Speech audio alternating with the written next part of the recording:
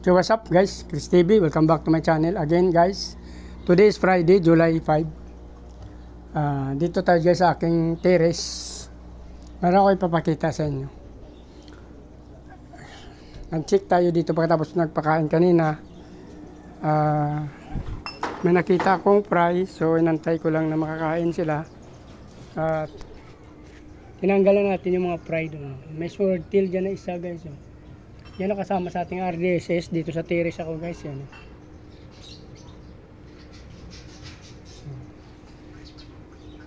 Yan yung ating mga tab dyan sa terrace. Mayroon tayo mga plants dyan na pinaparami to. So guys, may plants to, itanong ko to para makaharang sa sobrang init ng araw yan. Maka-minimize tong plants na to pag dumami to guys. Yan.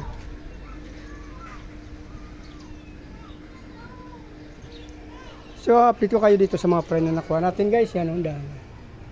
Yan yung galing sa aking, ito galing sa aking RDSS yan guys.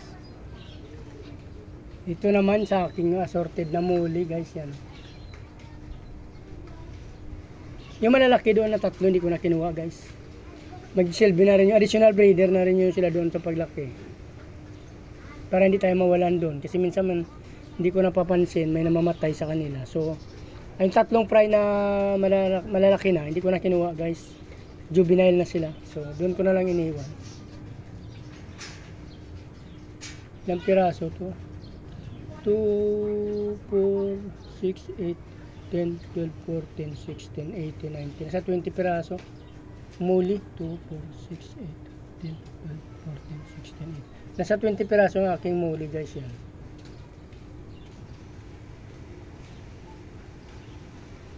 Ito naman sa aking RDSS. Isang swordtail yan guys, yung grade yan. Nalo ko na lang dyan, pero sa swordtail po yan. 2, 4, 6, 8, 10, 12, 14. Nasa 15 piraso guys yan. Bukod din sa swordtail, 15 piraso yung ating RDSS. Yan.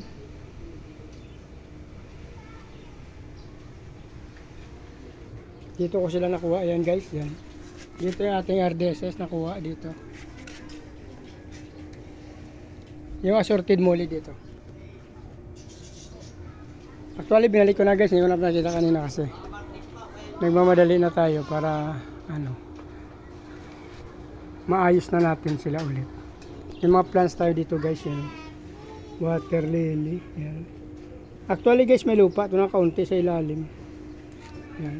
Ito din may lupa dito sa ilalim. Meron pa tayo dyan sa baba ng mga plants, yun oh. Mabagal lumaki lang dyan yung water lily natin yan. Hindi siya masyado nakakita ng araw. Yan, mga pennyworth yan. Ito yung tanim na to guys, yung pinapadami natin. Pinaparami natin para humarang dun sa sinag ng araw kasi minsan dito na 12 to 3 PM. So mainit na mainit. Yan, nilagyan natin ng plants to para pinapahaba natin. Yan o. Ito guys oh. Ito yung puno niya guys, pero ito yung niya. Parang baging siya yan. Kaya pinapaano ko siya, pinapatakbo ko siya, pinapalakad ko siya guys yan, tinatali-tali yan. Same din dito yan, tatlo na yan. Ito.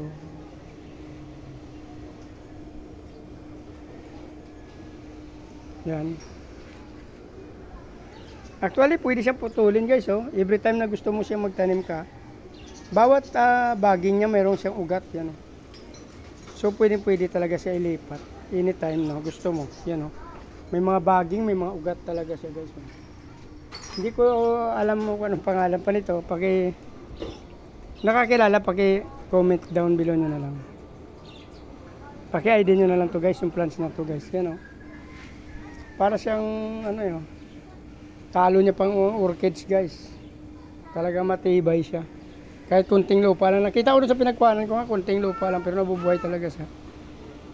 Sa simintong adon, nagkakaroon pa rin siya ng ugat talaga. Kahit sa simento siya gumapang. So, kinuha niya doon sa kaibigan ko ito. Kinuha ko sila doon. Tapos tinanim yan. Ang dami ko nakuha yata doon. 6 na puno. Iba pinaglalagay ko na sa aking mga mga tab. Ganda ito guys. Ayan o. Gusto ko kasi harangan to guys. Kasi init grabe. Harangan ko ng plants yan. So dali na natin to guys. Kung natapos yung video na to, please like, follow, subscribe guys sa aking YouTube channel. Sama nyo rin yung notification bell para updated kayo sa mga ina-upload ko na mga video araw-araw. Maraming salamat sa patuloy na suporta at panonood guys. Pakipollow nyo rin ang aking Facebook page, Chris Molino. Maraming salamat at mabuhay kayo hanggang gusto nyo. Salamat, bye-bye.